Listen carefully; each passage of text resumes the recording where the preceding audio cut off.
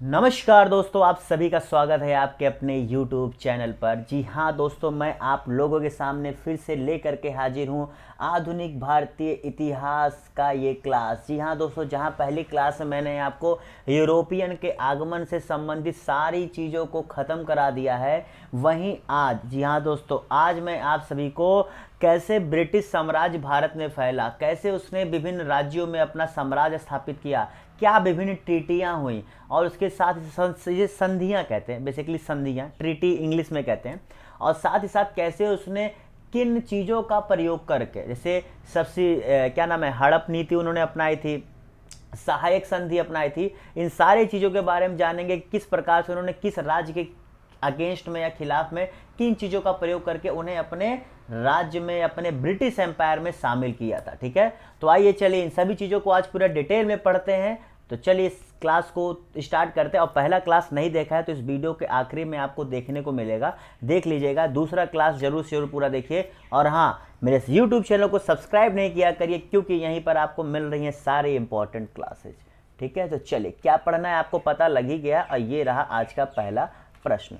तो सही भैया, यहाँ पर देखिए 2023 परीक्षा के लिए जितने भी छात्र, चाहे वो मई में पेपर दें, जून में दे, अगस्त में दे, कोई भी छात्र अगर 2023 में परीक्षा देने जा रहा है किसी भी एग्ज़ाम के लिए, तो यकीन मानो ये पूरी क्लास अगर आप देख लिए तो उसके बाद कुछ भी नहीं छूटेगा, क्योंकि आपको पढ़ाया जा रहा है स्पेक्ट्रम बुक से। और ये वो किताब है जिसके बाहर पूछने की हिम्मत कोई भी स्टेट पीसीएस एग्ज़ाम कर ही नहीं सकता, क्योंकि भैया आईएएस वाले भी इससे बाहर पूछने की हिम्मत नहीं करते, तो स्टेट वालों की इतनी हिम्मत कहाँ से आएगी?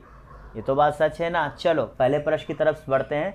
सभी को वेरी वेरी गुड मॉर्निंग भैया, very very good morning to all of you. चलिए पहले प्रश्न की तरफ शुरुआत करते हैं। और ये रहा पहला प्रश्न आप लोग के स्क्रीन पर। जी भैया, हम लोगों ने पहला प्रश्न यहाँ पर क्या है आप लोग सामने, निम्न राजाओं का काल क्रमानुसार उन्हें व्यवस्थित करना है। चलिए बताइए भैया, इन्हें काल क्रमानुसार आपको व्यवस्थित करना है। अहमद शाह अब्दाली, नादिर शाह, मोहम्मद शाह, बताइए कौन किस प्रकार भारत में शासन किया था, इनके किस प्रकार थे। देखिए ये तीनों क्या है, पर्शियन एम्पायर थे, ये पर्शियन से आए हुए राजा थे। ठीक है, ये आते थे फिर चले जाते थे, इनका काम यही होता था। चलिए तो देखिए जितने लोगों ने यहाँ पर इसका क्या जवाब दिया, नादिर मोहम्मद अहमद। क्या होता है भैया, नादिर मोहम्मद अहमद। तो इसका क्या हो जाएगा, 2 3 1। तो जितने लोगों ने क्या सी जवाब दिया है। आपको पता है सबसे पहले नादिर शाह ने भारत पर आक्रमण करके लाहौर पर कब्जा किया था, मुगल एम्पायर को उसने पराजित किया था, जो 1739 में, कहाँ पर, करनाल में।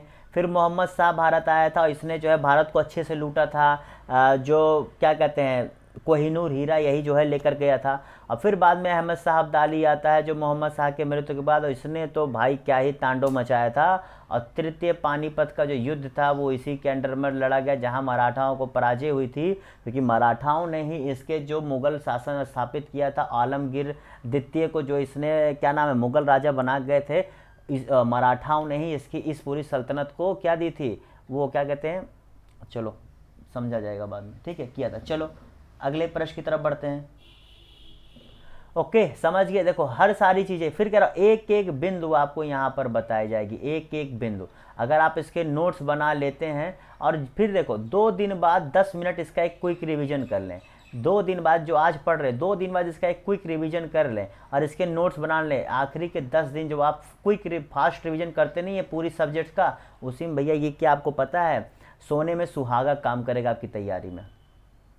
अहमद शाह अब्दाली ने किसे जो है शासक के रूप में स्थापित किया था? जी भैया बताइए, मुगल शासक के रूप में किसे जो है उसने स्थापित किया था? शायद अभी जो है मेरे मुंह से वो नाम भी निकल गया था। चलिए कितना ध्यान से आप क्लास देख रहे हैं ये आपको पता लग जाएगा। तो भैया 1748 से लेकर के 1767 तक इसने भारत पर कई युद्ध किए थे। और जब ये 1767 में फाइनली जब वो मृत्यु हो जाती है, इसकी बात तो ये होती है, तो उसके बाद इसका सही जवाब क्या है, आलमगीर द्वितीय। जी भैया, इसने जहाँ जो है आलमगीर द्वितीय को अपना क्या हराया था, और 1757 में इसने दिल्ली पर कब्जा कर लिया था। कब? 1757 में। ये भी प्रश्न बहुत पूछा था कि कि अहमद शाह अब्दाली ने दिल्ली पर कब कब्जा किया था, तो 1757 में। ठीक है, ये 2-3 पॉइंट्स इन जनाब से बहुत ही ज़्यादा इंपॉर्टेंट हैं जो आप सभी लोगों को पता होने चाहिए। ठीक है, चलिए अगले प्रश्न की तरफ बढ़ते हैं। देखिए लाइक जरूर कर दिया करें आप लोग, ठीक है, और सब्सक्राइब कर दोगे तो क्या है, क्योंकि देखो इसकी नोटिफिकेशन तभी मिलेगी जब आप करोगे। पानीपत का तीसरा युद्ध किस सन में लड़ा गया? चलो ये पता है, स्टेट पीसीएस में ऐसे एग्जाम्स तो मतलब क्या है बताएं, यूपी में भी ऐसे एग्जाम्स आते हैं, सॉरी ऐसे प्रश्न आते हैं, लेकिन अदर स्टेट पीसी जैसे आपका बिहार हो गया या अन्य हो गए, यहाँ सब तो इसके कुछ ज़्यादा ही प्रबलता हो, मतलब पूछे जाने के चांसेज होते हैं। ठीक है, तो चलिए भैया जितने लोगों ने यहाँ पे इसका सही जवाब किया 1761 जवाब दिया है वो सही कर लीजिए भैया।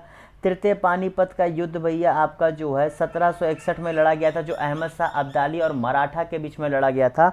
मैंने आपसे क्या कहा, हर वो पॉइंट जो है आपको मैं बताने वाला हूँ जो आपके पेपर में आ सकता है, इसीलिए ध्यान से देखिए और अपने दोस्तों को शेयर करना मत भूलिएगा। ठीक है, चलिए भैया अगले प्रश्न की तरफ बढ़ते हैं।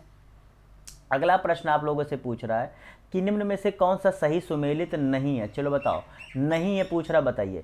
निजामुद्दौल अल्क, शहादत खान, मुर्शिद कुली खान, मार्दनवनबा, ये शासक है और ये जो है इनके द्वारा बसाए गए क्या है, राज्य थे। ये इनके द्वारा बसाए गए राज्य थे। तो बताइए इसमें कौन सा आपको सही नहीं लग रहा, बताइए इसका सही जवाब क्या होगा।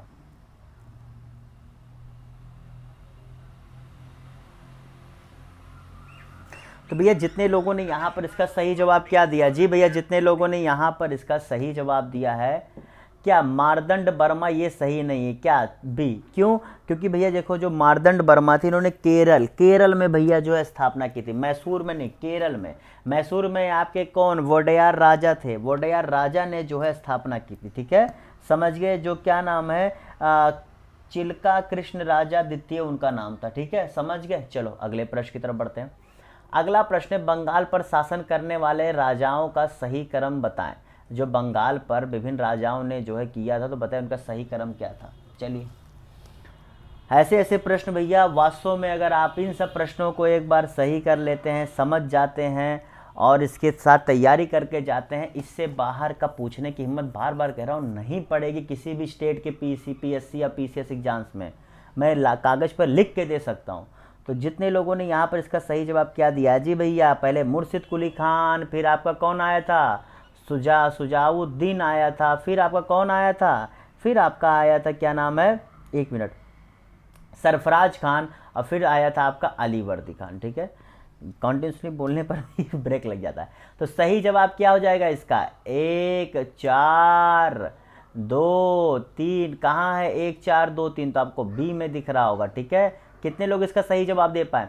और जब भी मैं क्लास कराया करूँ तो आप लोग एक बार ज़रूर देखा करें कि आप कितना सही कर रहे हैं, क्योंकि यही वो क्लास है जहाँ से आप अपने नोट्स को और मजबूत और अपनी तैयारी को और भी अच्छा और साथ ही साथ खुद का आकलन भी कर सकते हैं कि आप कितने तैयार हैं आगामी पेपर को लेकर के। ठीक है, समझ गए। चलिए अगले प्रश्न की तरफ बढ़ते हैं। सिराजुद्दौला ने अपनी सारी प्रशासनिक जिम्मेदारी किसे सौंप दी थी? जी भैया सिराजुद्दौला ने अपनी सारी जिम्मेदारी किसे सौंप दी थी, बताइए इसका सही जवाब क्या होगा।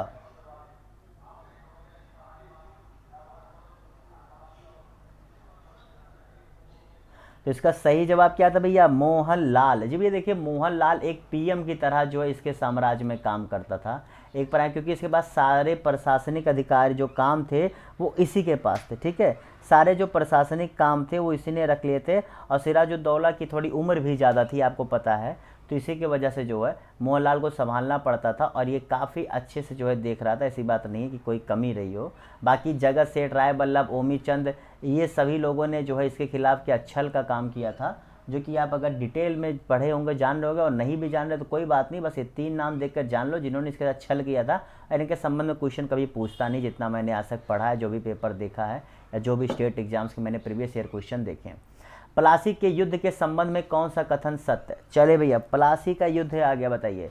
इस युद्ध का प्रमुख कारण सिराजुद्दौला द्वारा अंग्रेजों के कोलकाता किले पर अधिकार करना था। इस युद्ध के बाद अंग्रेजों ने बंगाल के व्यापार पर एकाधिकार स्थापित किया। बताइए इसका सही जवाब क्या होगा। प्लासी का युद्ध आपको पता है कि इतिहास में कितना ही ज़्यादा इसका जो है स्थान रखता है।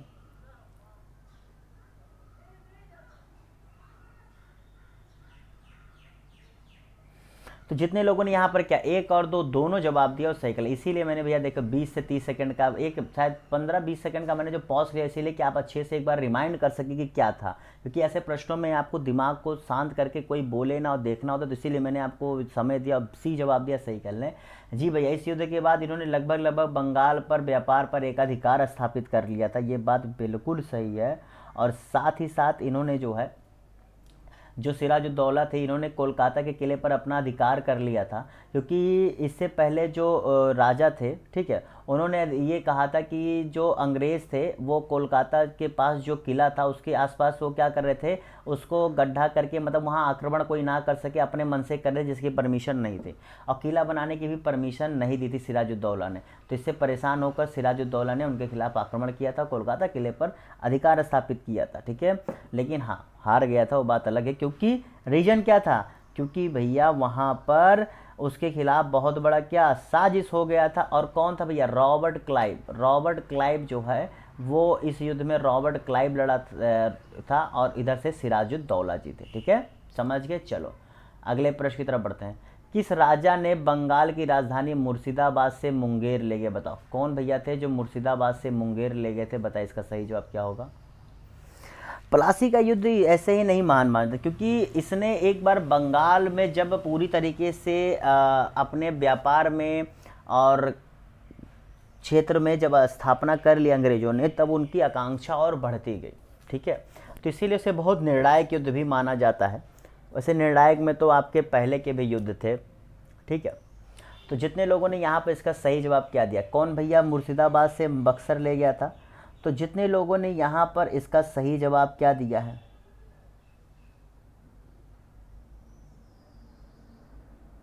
मीर कासिम, जितने लोगों ने क्या मीर कासिम जवाब दिया है वो सही कर ले, ठीक है।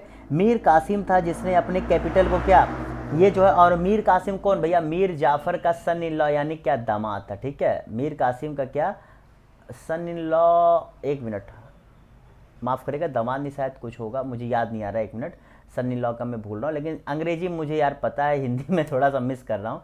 सन इन लॉ था, ठीक है, समझ गए, जो मीर जाफ़र का सन इन लॉ था, तो मीर कासिम ले गया था, क्योंकि जब आपका ये युद्ध हुआ था उसके बाद मीर कासिम ने ही जो है मिलकर किया था। तो मीर कासिम ने अंग्रेज़ों से अपने राज्य को दूर रखने के लिए, क्योंकि ये हस्तक्षेप बहुत करते थे, तो इसलिए मीर कासिम ने कहा सीधा फंडा काम करो, इनसे दूर ले जाओ अपनी राजधानी, वहाँ अपना शासन करो, आइए अगर कुछ ज़्यादा करें तो इनको अपने में कटने मिटने दो, ठीक है, समझ गए। चलो मीर कासिम और, एक मिनट, अगला प्रश्न, मीर कासिम और अंग्रेजों के बीच युद्ध का प्रमुख कारण क्या था। जी भैया, जो मीर कासिम और अंग्रेज, जब देखो अंग्रेजों ने मीर कासिम को बना दिया, ला करके गद्दी पर बैठा दिया बैटल ऑफ बक्सर के बाद, ठीक है, एक मिनट माफ़ करिएगा, बैटल ऑफ प्लासी के बाद, माफ़ करिएगा, बक्सर शायद मैंने कह दिया गलती से, तो प्लासी के युद्ध के बाद बैठा दिया। लेकिन हुआ क्या कि मीर कासिम और अंग्रेज जो सोच रहे थे कि मीर कासिम को हमने बैठा दिया है तो एक कठपुतली की तरह हम उससे अपना काम जैसा चाहे करा सकते हैं, लेकिन वही कासिम को ये लग रहा था कि इन्होंने मुझे बनाया, मैं इनको छूट दिया, मैंने इनकी कही बातों को माना, उसके बावजूद ये मुझ पर और अधिकार और मुझे और परेशान कर रहे हैं, ठीक है। तो इसीलिए ये जो है इन लोगों के बीच पुनः युद्ध होता है। तो उसका प्रमुख कारण अगर कुछ था तो वो व्यापारिक था, क्योंकि जो इसके द्वारा दस्तक दिए गए थे उसका वो लोग गलत इस्तेमाल कर रहे थे, ठीक है, समझ गए। और भैया देखो, क्योंकि कोई भी देश हो, प्रदेश हो, घर हो, पैसा बहुत बड़ी चीज़ है, अगर आपके पास आय नहीं है तो आप कैसे चलाओगे, ठीक है, समझ गए। चलो अगले प्रश्न की तरफ बढ़ते हैं। या तो खुद की खेती हो, सब कुछ हो चलिए, बक्सर के युद्ध के संबंध में निम्नलिखित में से कौन सा कथन असत्य है, बताइए इसका सही जवाब क्या होगा। एक मिनट में इसे छोटा कर देता हूँ, यहाँ 4 कथन दिए गए हैं, बताइए कौन सा कथन असत्य है, इसका जवाब क्या होगा। यहाँ पूछ रहा है आप लोगों से कि बक्सर के युद्ध के संबंध में कौन सा कथन असत्य है, जवाब दीजिए। इस युद्ध में मीर कासिम का साथ अवध नवाब मुगल राजा शाह आलम द्वितीय ने दिया। 22 अक्टूबर 1764 को बक्सर में लड़ा गया, बक्सर में एक मिनट, इस युद्ध का परिणाम आने में काफ़ी लंबा समय लगा। हेक्टर मुनरो ने अंग्रेज सेना का नेतृत्व किया था, बताए इसका सही जवाब क्या होगा। जो गलत है वही सही है, जो गलत है वही सही है, तो बताइए क्या गलत है जो यहाँ सही है। तो जी भैया इसका अगर आपने जवाब क्या दिया है सी, तो बिल्कुल सही है। बहुत जल्दी इसका निर्णय आ गया था, बहुत जल्दी, क्योंकि ऑलरेडी जो आपके हेक्टर मुनरो थे इन्होंने बहुत आसानी से इन्हें हराया था, और इन्होंने मीर कासिम, अवध नवाब और मुग़ल राजा, जी भैया इन तीनों को जो है यहाँ पर हरा दिया था बड़ी ही आसानी से। ठीक है, समझ गए। चलिए अगले प्रश्न की तरफ बढ़ते हैं। और इससे पहले जो है ऐसा नहीं है कि डायरेक्ट यही युद्ध हुआ था। 1763 में अंग्रेज़ों और मीर कासिम के बीच युद्ध हुआ था। ठीक है, फिर उसमें कासिम जब कमज़ोर पड़ने लगा तब वो भाग करके गया था, क्या नाम है ये, अवध नवाब और मुग़ल राजा के पास, कि चलिए हम सेना मिलकर बनाते हैं और हम जो है अंग्रेज़ों को हटाते हैं नवाब मतलब क्या बंगाल से। लेकिन फाइनली उस समय तक अंग्रेज़ बहुत प्रबल हो गए, क्योंकि उनको धीरे धीरे दिख रहा था कि भारतीयों के पास ना उतनी अच्छे हथियार थे, ना कुशल नेतृत्व था, और ना ही संगठन था। तो इसीलिए अंग्रेज आराम से जो है अंग्रेज हमें हराते चले गए। बंगाल में द्विस्तरीय शासन की स्थापना किस सन में हुई, चलिए बताइए। बंगाल में द्विस्तरीय शासन की स्थापना किस सन में हुई, जवाब दीजिए। इसका सही जवाब क्या होगा। देखिए यहाँ से भी ये प्रश्न काफ़ी बार पूछा जाता है, तो जितने लोगों ने यहाँ पर इसका सही जवाब क्या 1765 दिया है, क्या 1765 दिया है वो सही कर ले। 1765 में जो है भैया यहाँ पर आपके द्विस्तरीय की स्थापना हुई थी। इसमें जो क्या था ना, दीवानी और निजामत, दीवानी और क्या जो निजामत की व्यवस्था थी उसे कंपनी ने अपने अंडर में ले लिया, यानी कि जो रेवेन्यू होता था और जो मतलब पुलिस व्यवस्था थी सब कुछ अपने अंडर में ले लिया था। ठीक है, बस नाम के लिए केवल स्थापित कर दिया था कि ये राजा हैं, ठीक है, और कुछ नहीं बचा था। और इसे रॉबर्ट क्लाइव ने इंट्रोड्यूस किया था, तो वहीं 1772 में ये ख़त्म भी हो गया था, जिसे वॉरेन हेस्टिंग्स ने ख़त्म किया था। ठीक है, तो ये दोनों प्रश्न 1765 में आया था, 1772 में गया था। रॉबर्ट क्लाइव ने जो है स्टार्ट किया था और वॉरेन हेस्टिंग्स ने इसे ख़त्म किया था। ठीक है, और क्या क्या अपने अधिकार में लिया था वो भी जान। इलाहाबाद की संधि में कौन शामिल नहीं था, जी भैया इलाहाबाद की संधि में कौन शामिल नहीं था, ये संधि कब हुई थी। ये प्रश्न अगर पूछे कि इलाहाबाद की संधि कब हुई थी, तो भैया देखिए इलाहाबाद की संधि जब आपके द्विस्तरीय जब यहाँ पर बनाया गया था, क्या नाम है, बंगाल में शासन, उससे पहले क्या हुआ था, बक्सर का युद्ध ये लोग हारे थे। तो बक्सर का युद्ध जब ये लोग हारे थे तो उसी समय क्या आपके इलाहाबाद की संधि स्थापित की गई थी, और उसमें लगभग मान के चलो कि पूरा तरीके से अधिकार स्थापित कर लिया था। और ये संधि आपके हुई थी अवध के नवाब के बीच हुई थी, मुग़ल राजा के बीच हुई थी, अंग्रेज़ों की तरफ से रॉबर्ट क्लाइव थे, बस इसमें मीर जाफ़र नहीं था। तो मीर जाफ़र जो है इसमें नहीं था, समझ गए। चलो अगले प्रश्न की तरफ बढ़ते हैं कि मीर जाफ़र भैया उस समय थे ही नहीं, क्योंकि मीर कासिम थे, मीर जाफ़र का नाम ही नहीं था उसमें। अगले प्रश्न की तरफ बढ़ते हैं। तालीकोटा का युद्ध किस सन में हुआ था, बताइए। तालीकोटा का युद्ध किस सन में हुआ था, बताइए। आपको पता है इतिहास में ये भी युद्ध बहुत महत्वपूर्ण है, क्योंकि ये युद्ध ऐसा था जिसने एक दक्षिण भारत में बहुत बड़ा इम्पैक्ट डाला था, और दक्षिण भारत की जो पूरी स्थिति थी वो बहुत डामाडोल हो गई थी। तो ये आपके भैया हुआ था 1565 में, जो विजयनगर साम्राज्य जानते हो ना। इसी के बाद विजयनगर साम्राज्य की हार, और इसके बाद विजयनगर साम्राज्य जब टूटा तो कई, जैसे आप देख रहे हो ना, मैसूर वोडेयर, तो ये सब ऐसे बाद में इसी सब की वजह से स्थापना हुई ना। विजयनगर का काफ़ी ज़्यादा प्रभुत्व था इस पूरे दक्षिण भारत के इलाकों पर। चलिए अगले प्रश्न की तरफ बढ़ते हैं। हैदर अली मैसूर के डी फैक्टो शासक किस सन में बने थे। देखिए भैया हुआ क्या, मैसूर तो वैसे वोडियार राजाओं के अंतर्गत था, लेकिन क्या था, जो वोडियार राजा थे वो दो व्यक्ति थे आपके, देवराज और नंदराज। इन दोनों के अंतर्गत जो है काम करते थे, और नंदराज देवराज जो है राजा को कठपुतली की तरह नचाते थे और पूरा संभालते थे, लेकिन ये दोनों भी एक अच्छे शासक के तौर पर नहीं थे।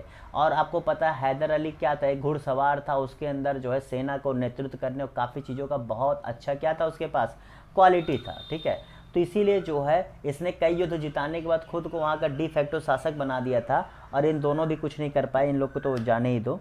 लेकिन हम लोग को ये जरूरी है यहाँ से प्रश्न, तो इसका सही जवाब क्या है 1761। जी भैया 1761 में ये डी फैक्टो रूलर जो है मैसूर का बन जाता है। डी फैक्टो माने क्या, जैसे हमारे यहाँ प्राइम मिनिस्टर हैं, ये डी फैक्टो रूलर है, यानी कि काम देखा जाए तो सब ये करते हैं। ठीक है, काम सब ये करते हैं, लेकिन नाम किसके होता है, प्रेसिडेंट का। ठीक है, तो डी फैक्टो माने कि जो काम सब कर रहा हो, लेकिन वास्तविक अधिकार मतलब वास्तविक शासक के तौर पर वो उसका नाम नहीं होता, समझ गए। अगला प्रश्न है, हैदर अली ने डिंडीगुल में किसकी सहायता से हथियारों का कारखाना स्थापित किया था? अगर आपसे पूछा जाए कि डिंडीगुल आज की डेट में कहाँ से, तो भैया आपके तमिलनाडु में स्थित है। और किसकी सहायता से खोला, तो भैया आपको रटा होना चाहिए फ्रांस की सहायता, क्योंकि इसके और फ्रांस के साथ बहुत अच्छे संबंध थे। और इसी ने जो है एक जैकोबिन क्लब की भी स्थापना की थी, है क्या नाम है, हैदर अली ने। और क्या नाम है, ट्री ऑफ लिबर्टी की भी स्थापना, एक ट्री भी स्थापित किया था जो बताया था कि लिबर्टी के रूप में जाना जाएगा। ठीक है। और इसे रॉकेट टेक्नोलॉजी का धातक भी माना जाता है। इसने सेरी कल्चर जो कृषि संबंधित है वो भी भारत में इंट्रोड्यूस किया था। तो ये काफ़ी चीज़ें थी। इसे टाइगर ऑफ मैसूर के नाम से भी जानते हैं हैदर अली को, तो काफ़ी महत्वपूर्ण है हैदर अली। इस हैदर अली के बारे में आप जान के चलिए कि आजकल तो इंडिया की पॉलिटिक्स की अलग अपनी जगह है, लेकिन हैदर अली को देखा जाए ये उस समय के शासन व्यवस्था के अंतर्गत बहुत कुशल शासक और दूरदर्शी, ठीक है, और सबको साथ लेकर चलता था। ठीक है, ये आप जान लीजिए। हाँ, अगर आपको लग रहा है मेरी बात गलत है तो आप डिटेल में हैदर अली के बारे में पढ़िएगा, फिर आपको समझ में आएगा। सन 1764 से 1771 तक किसने हैदर अली पर आक्रमण कर उसे कमज़ोर किया? जी भैया, ऐसा समय था जहाँ पर हैदर अली अपने आप को मजबूत तो करना चाहता था, लेकिन ये सभी क्या है, मराठा थे। इन्हीं मराठाओं में से एक मराठा ऐसे थे जो इन पर आक्रमण कर करके उनकी हालत ख़राब कर दिए थे, वो मजबूत नहीं हो पा रहे थे। तो इसका सही जवाब क्या है भैया? माधव राव। जी भैया, माधव राव जितने लोगों ने जवाब दिया है वो सही कर ले। इन्होंने इतना आक्रमण किया था कि इनकी हालत ख़राब हो गई थी। खैर, जब 1771 में इनकी मृत्यु हो जाती है, उसके बाद से ये पुनः अपने आप को संगठित करते हैं, और जो राज्य जीते होते हैं मराठाओं ने इनसे, ये पुनः जो है उसे मराठाओं से वापस हासिल कर लेते हैं 1774 से लेकर के 1776 के बीच में। ठीक है, तो यही है, जो कल तुम्हारा है वो आज मेरा है, जो मेरा है वो कल किसी और का होगा। इसी के आधार पे दुनिया चल रही है। ये भी नहीं कि ये मराठा और हैदर के स्थिति में यही देखने को मिला है। ठीक है, चलिए भैया, क्लास अच्छी लग रही है तो अब लाइक कर दो, लाइक कर दो। चलो अगले बढ़ते हैं, और सब्सक्राइब कर दो। और हाँ, फिर बता रहा हूँ, पहला पार्ट अगर नहीं देखा तो जरूर देख लेना, क्योंकि देखो एक बार में क्लास अगर खत्म करनी तो थोड़ा तो समय लगेगा। ठीक है, चलो अगले प्रश्न की तरफ बढ़ते हैं। 16 प्रश्न हो गए भैया। 17वां प्रश्न है, प्रथम आंग्ल मैसूर युद्ध के संबंध में कौन सा कथन सत्य है? प्रथम आंग्ल मैसूर युद्ध के संबंध में निम्न में से कौन सा कथन असत्य है, बताइए। ठीक है, चलिए जवाब दीजिए। इस युद्ध में कोई ठोस परिणाम नहीं निकला। हैदर अली अंग्रेजों पर भारी पड़ा था। ट्रीटी ऑफ मद्रास के बाद यह युद्ध समाप्त हुआ था। निजाम ने हैदर का इसमें साथ दिया था। कौन सा गलत है, बताइए, इसका सही जवाब क्या होगा?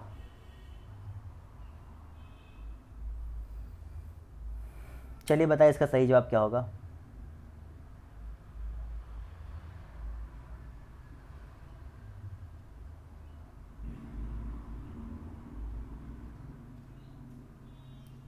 अगर ये आप कह रहे हैं कि इस युद्ध में कोई ठोस परिणाम नहीं निकलेगा, तो ये भैया गलत था। इस युद्ध में परिणाम ये निकला था कि अंग्रेज बुरी तरह पराजित हुए थे। ठीक है, और निजाम ने हैदर का इसमें साथ दिया था। ये बात बिल्कुल सही है। ठीक है, निजाम ने हैदर का साथ दिया था, इसमें कोई भी गलत बात नहीं, क्योंकि प्रथम युद्ध के दौरान ही क्या हुआ था कि जो ये निजाम और मराठा थे, इसको जो है क्या नाम है, हैदर अली ने अपने साइड में कर लिया था। वहीं मराठाओं को जहाँ इसने कुछ पैसे दे करके और कुछ चीज़ें दे करके, वहीं निजाम को इसने ये वादा किया था कि हम अगर जीतते हैं तो अरकॉट, जी भैया, अरकॉट का जो जीता हुआ इलाका होगा उसका कुछ हिस्सा हम आपको दे देंगे। तो इसी वजह से ये दोनों इनके साथ हो गए थे।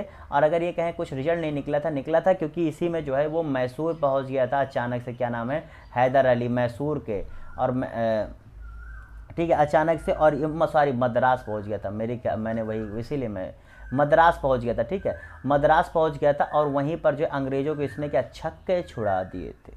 ठीक है, चलिए। और ट्रीटी ऑफ मद्रास कब साइन हुआ था भैया, ये आपसे पूछ सकता है। ये आप कालक्रम अच्छे से याद, ट्रीटियाँ देखो, ये जितने ट्रीटीज मैं बताने वाला हूँ अभी से मैं आपको फिर से समझा देता हूँ। ये जितने ट्रीटी मैं आपको बताने वाला हूँ, इसका पूरा एक कालक्रमानुसार इसे आप व्यवस्थित कर लीजिएगा, एक कॉपी कलम लेकर के, एक कागज़ पे, क्योंकि यही आपके पेपर से पहले जब आप 10 मिनट इसे पढ़ करके जाएंगे तो यहीं से आपका 1 से 2 प्रश्न फिक्स हो जाएगा। तब आप कहेंगे बस सर आपने अच्छा किया था बता करके। तो बताता मैं अच्छे के लिए हूँ, बस करने वाले कर ले तो अच्छी बात है। चलिए भैया, अगला प्रश्न है कि यहाँ पूछ रहा है आप लोगों से कि द्वितीय जो आंग्ल मैसूर युद्ध के संबंध में कौन सा कथन सत्य है? द्वितीय आंग्ल मैसूर युद्ध, सेकेंड एंग्लो मैसूर युद्ध के बारे में बताइए। हैदर मराठा और निजाम के साथ मिलकर अंग्रेजों के विरुद्ध लड़ा। मंगलोर की संधि इसी युद्ध से हुई, और हैदर अली की मृत्यु अंग्रेजों से लड़ते हुए हुई थी। बताइए, इसका सही जवाब क्या होगा?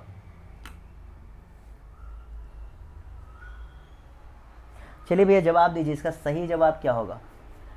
देखिए भैया आपको पता है कि चारों जो आप आंग्ल मराठा युद्ध देखेंगे उसमें तीन आपको बहुत कॉमन मिलेंगे, मराठा निजाम हैदर, मराठा निजाम हैदर। ये तीनों आपस में कभी एक साइड कभी दूसरी साइड कभी आपस में लड़े, यही इनका खेल चलता रहा। तो इसका सही जवाब है केवल दो। जी भैया कोई इनके साथ नहीं लड़ा था, ना मराठा ना निजाम, ये नहीं थे, क्योंकि अंग्रेज़ों ने इन्हें जो है अपने साइड कर लिया था लास्ट टाइम पे, और ये जो है लालच दिया था कि हम जीतते हैं तो आधा भाग आपको दे देंगे। निजाम को मराठा को कहा कि हम भी आधा आपको दे देंगे, आधा निजाम को कहा था। और हैदर अली की मृत्यु कैंसर से हुई थी द्वितीय आंग्ल मैसूर युद्ध के दौरान, ना कि जो है लड़ते हुई थी। और मंगलोर की संधि इसी दौरान हुई थी। ये बिल्कुल ही सही बात है, ठीक है, जो आपके 1784 में करी गई थी, ठीक है। चलेगा, चलो अगले प्रश्न की तरफ बढ़ते हैं। अगला प्रश्न है, तृतीय आंग्ल मैसूर युद्ध के संबंध में कौन सा कथन सत्य है। लो और छोटा करना पड़ा, लगता है और ही बड़ा है। चलो तृतीय आंग्ल मैसूर युद्ध के बारे में बताओ। ये तीन कथन है, बताओ इसके बारे में कौन सा कथन सत्य है। यहाँ पर सत्य ढूंढना है, जो सही है वही सही है। बताओ कौन सा सत्य है भैया। तृतीय आंग्ल मैसूर युद्ध, बताइए इसका सही जवाब क्या होगा। तो जितने लोगों ने यहाँ पर इसका सही जवाब क्या दिया, क्या जो है इस युद्ध की शुरुआत टीपू द्वारा त्रावणकोर के राजा पर युद्ध घोषणा करने के साथ हुई, ठीक है।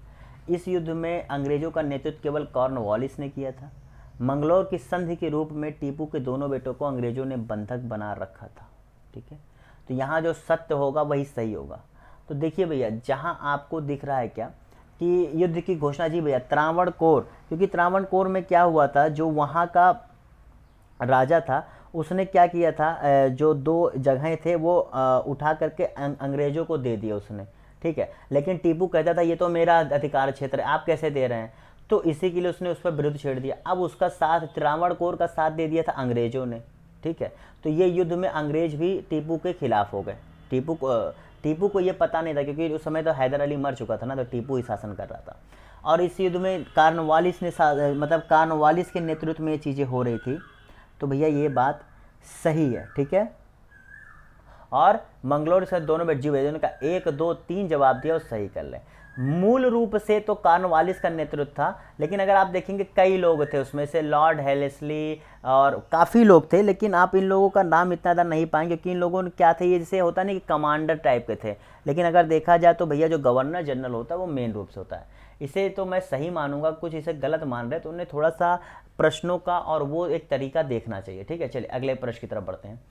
चौथे आंग्ल मैसूर के संबंध में कौन सा कथन असत्य है, बताइए। चौथे आंग्ल मैसूर युद्ध के संबंध में कौन सा कथन असत्य है, बताइए इसका सही जवाब क्या होगा। और हाँ, तृतीय आंग्ल मैसूर युद्ध के दौरान ही ट्रीटी ऑफ सेरीरंगपट्टनम हुआ था, ठीक है। वो तृतीय के दौरान ही ट्रीटी ऑफ सेरीरंगपट्टनम हुआ था। ये भी बहुत इंपॉर्टेंट है, ठीक है, पूछ लिया जाता है। और सेरीरंगपट्टनम पर दो बार जो है उस समय तृतीय युद्ध के दौरान किए थे। एक बार तो उसने किया था जब युद्ध चल रहा था, तो रॉबर्ट क्लाइव बेंगलोर होते हुए सेरीरंगपट्टनम तक गया था। दोबारा फिर उसने मराठा और निजामों का साथ लेकर के सेरीरंगपट्टनम पर क्या अपना अधिकार स्थापित किया था। अब काफ़ी बुरी तरीके से पराजित किया था, उसके दोनों बेटों को बंधक बना लिया था और काफ़ी चीज़ें की थी। तो चलिए भैया जितने लोगों ने इसका सही जवाब क्या दिया है,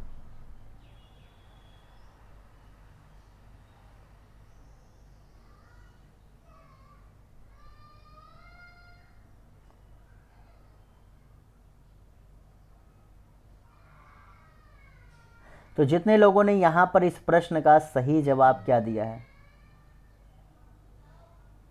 कौन सा कथन असत्य है।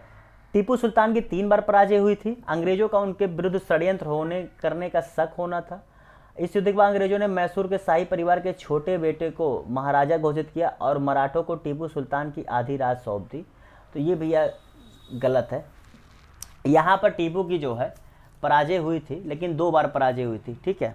अगर आप 3 बार, तो 3 बार नहीं हुई थी। अब आप कहेंगे सर ये कैसा प्रश्न। ये भैया प्रश्न ऐसा है कि आप लोग थोड़ा सा अगर डिटेल में और थोड़ा सा ध्यान से पढ़ोगे तभी आप जो है कर पाओगे, वरना आप लोग यहाँ पर ही छोटी छोटी गलतियाँ करके मामला ख़राब कर दोगे, ठीक है, समझ गए। दरअसल एक आपका हुआ था 1799 में जो अप्रैल में, और एक 1799 मई में हुआ था, ठीक है।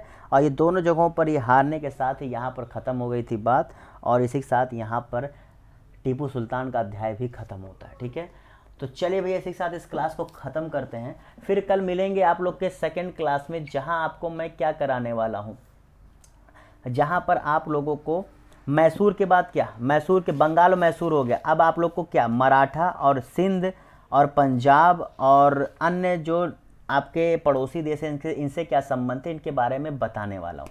तो इस साथ bye bye, tata, see you. आज पूरे 20 प्रश्न हुए। ये क्लास को थोड़ा सा मैं छोटा रख रहा हूँ क्योंकि इसमें जो चीज़ें बताई गई हैं वो थोड़ी सी ज़्यादा हैं, तो आप इसे अगर एक बार अच्छे से देख लेते हैं और पहले क्लास को नहीं देखा है तो देख लेना भैया। ठीक है, इस साथ बाय बाय, टाटा, सी। और करंट अफेयर्स की क्लास भी आप लोगों के लिए यहाँ पर चलाई जा रही है रोज़ शाम को 8 बजे, और ये क्लास अभी आप जो 8:30 बजे देख रहे हैं ये आपको देखने को मिल रही है। तो सुबह 8:30 बजे और शाम को 8 बजे आप लोग आना मत भूलिए। अपने दोस्तों के साथ शेयर करिए, लाइक करिए, कमेंट करिए, और फिर बता रहा हूँ सब्सक्राइब नहीं करोगे तो दोबारा इस क्लासेस के बारे में आपको कहीं से पता नहीं लगेगा, क्योंकि यूट्यूब ने एक सुविधा दी है कि पता उन्हें लगता है जो सब्सक्राइब करते हैं, ये जाने रहना। चलिए sir, bye bye, tata, see you. तो सब्सक्राइब करके जाओ और पहली क्लास देखो, और करंट अफेयर्स के लिए रोज़ शाम को 8 बजे आओ। Tata, bye bye, see you. पहली क्लास अब आपको दिख भी रहा